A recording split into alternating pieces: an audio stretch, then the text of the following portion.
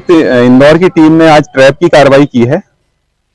जो प्रभारी सचिव अंजन गांव हैं सुनील ब्राह्मणे, इनके द्वारा पुलिस अधीक्षक लोकायुक्त कार्यालय में शिकायत की गई थी कि जनपद पंचायत के मुख्य कार्यपालन अधिकारी रविकांत उइके द्वारा इनसे 5 लाख रुपए की रिश्वत मांगी जा रही है।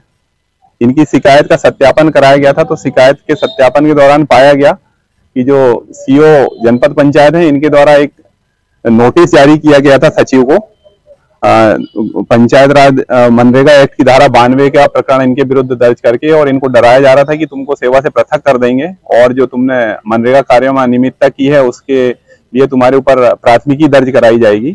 अगर तुम ये सब चीजों से बचना चाहते हो तो तुम्हें 5 लाख रुपए की रिश्वत देनी पड़ेगी। बातचीत के दौरान इनसे 5 लाख की रिश्वत मांगा जाना पाया गया था।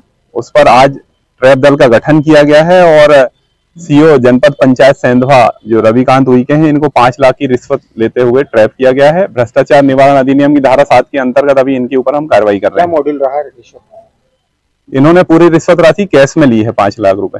कार में रखाने का क्या प्रकरण है? ये जो है, जब वो आवेदक इनको रिश्वत देने गया तो इन्होंने जो है कार्यालय में बुलाया, उसको बैठाया। उसी समय जो है इनके कोई एक अकाउंटेंट हैं जो है, जिनका नाम राकेश पवार है, वो आए तो उन्होंने जो है राकेश पवार से बोला कि ये जो है इनको सामान दे रहे हैं, गाड़ी में रखवा लो। राकेश पवार के साथ जो है आवेदक गया और उस गाड़ी की डिक्की में उसने 5 लाख रुपए रख दिए।